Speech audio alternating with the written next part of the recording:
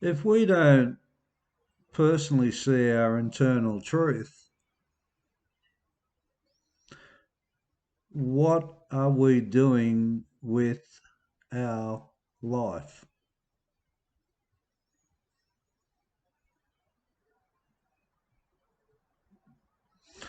And internal truth, it's of course it's different for every single individual, but there's a content within an internal truth that it's impossible to escape. It's ingrained, it's structured, it's it's got a system within our soul, how it operates. It's perfect. There is no doubt, and it's been created as such. It's been created that way. And if we can't move towards this attempted perfection,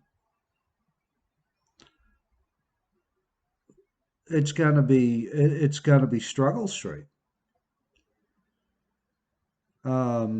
If we don't see this enormous power and this enormous thing that's within every single human being for their life. That's why we've come here. We've come here to do the work as the work has been done for us. The fabric has already, it's been laid. It got laid after Jesus' time and experience here on this earth. That foundation was shown, and he had no doubt whatsoever that he was the Son of God, and he knew exactly what he came here for. He could only do that to its precision engineering, to that fine of engineering, because he was sinless. And you can't do it on that level where there's interference in our lives, which is sin. And we've all got that interference. So, how do we live a half glass filled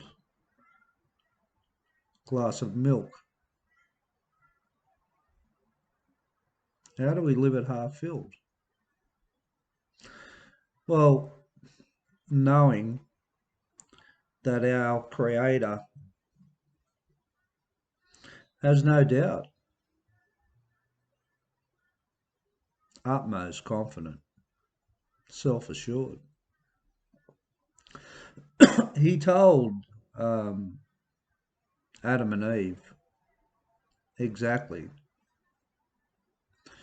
what was going to be the outcomes from their actions. But there is no separation in how we've been designed in the image of that. Now, you can you can not know the devil as much as you want, but if anything is coming to you right now, as far as that being non-truth, you're infected, and we're all infected. It's okay. It's okay to be infected. We can't escape it. You know, God even makes comments in the Old Testaments, not even engaging with it. We know it's there, um, but it doesn't warrant any form of engagement as far as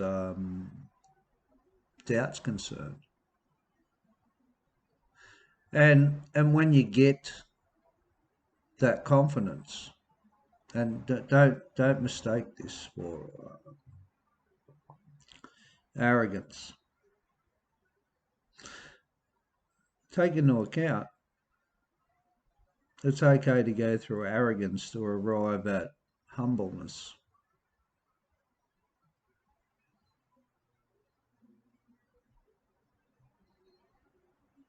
and being grateful. But those nice emotions, they're they're in the self-assured and the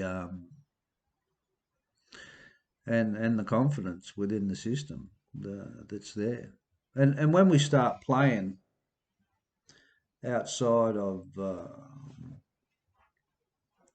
that system of doubt, we're not aligning ourselves with the creator that created this. That's how.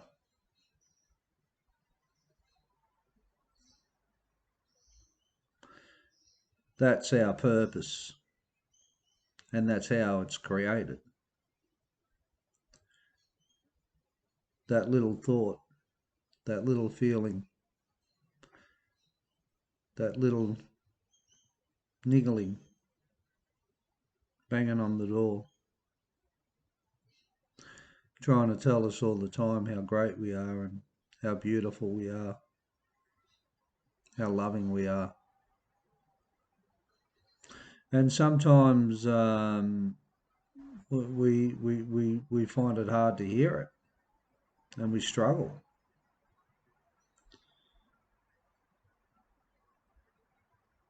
We struggle with it. We struggle with our own greatness. And that's understandable when you don't have a relationship with greatness. How are you going to know it? And that's a relationship with God. It's not a worldly person with worldly possessions or status or power. It's got nothing to do with that. Nothing whatsoever. But sorry, no, power does come with it. Um, but it's certainly not in the image of what was told back in the day when God spoke to Adam and Eve and Cain and Abel and the rest of them and told them.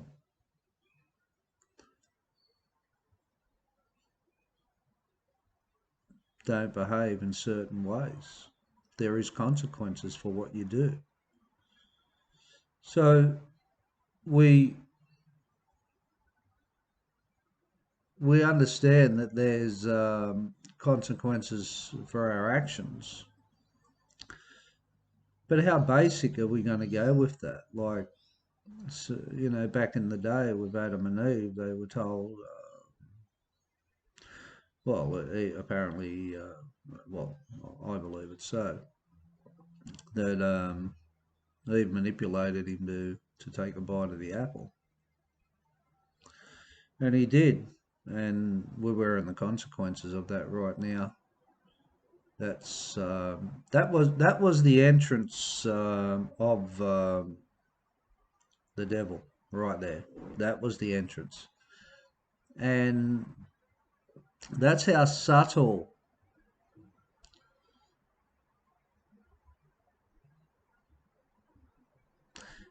injection into the soul is,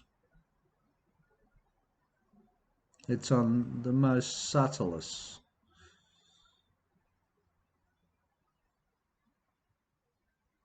unconscious deliveries into the system we will ever never understand how it gets in, but it's here and it does get in. And it's not acknowledged enough. You know, we tend to disregard, we tend to minimize, we tend to put people down because of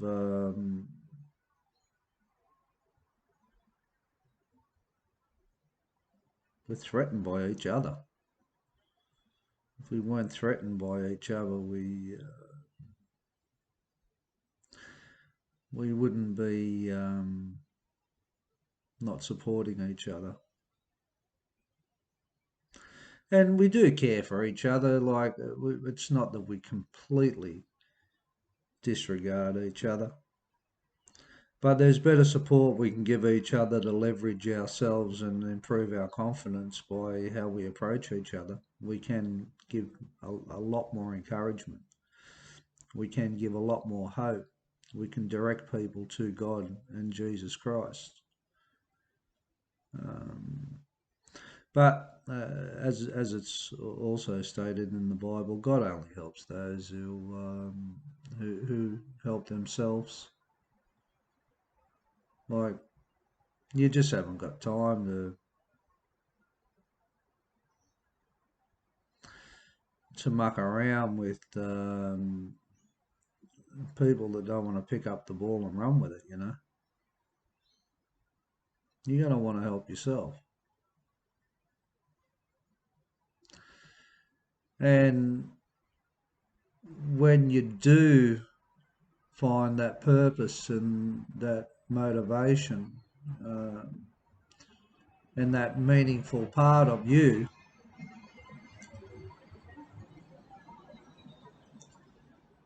that's where we create. It's very hard to create in a unmeaningful attitude. Very hard.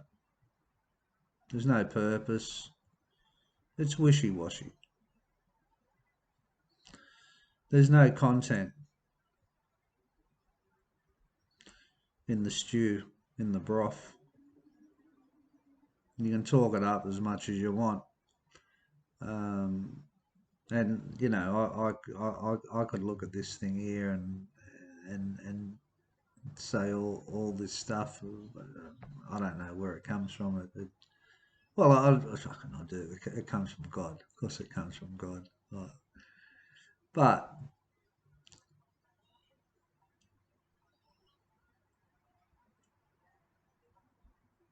it would be of no value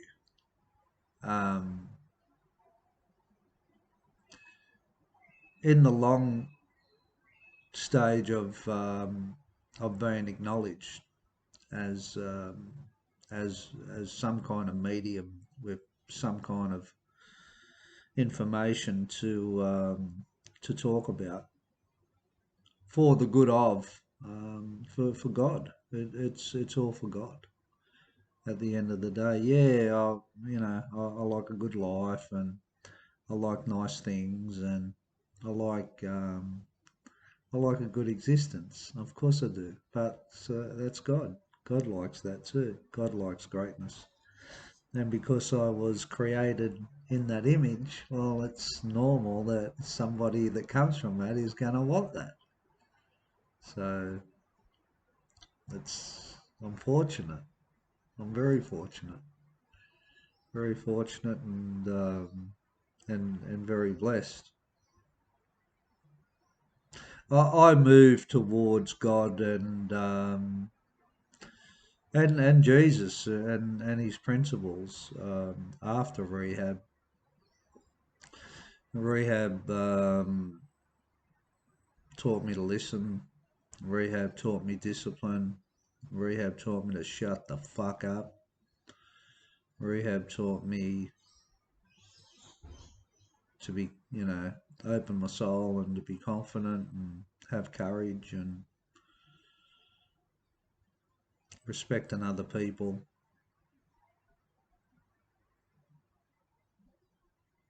Containing my emotions when I'm highly strung, managing myself.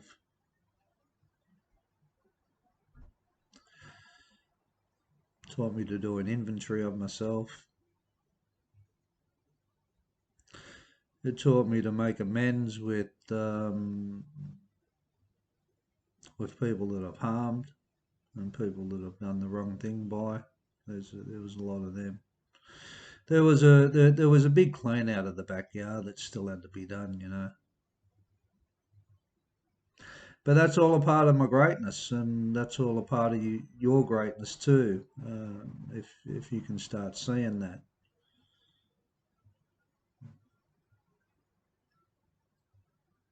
Like you serve nobody when you go down to their level of insecurities and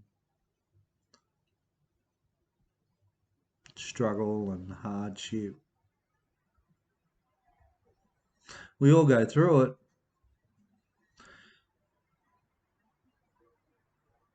but there's a higher plane you can stand on after it.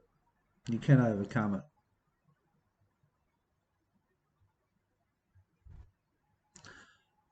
Study God, study Jesus.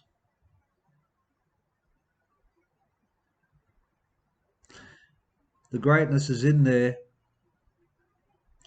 but there is rules and regulations in the greatness, and there's certain behaviours that need to be adhered to get to that form of freedom. Have a good day.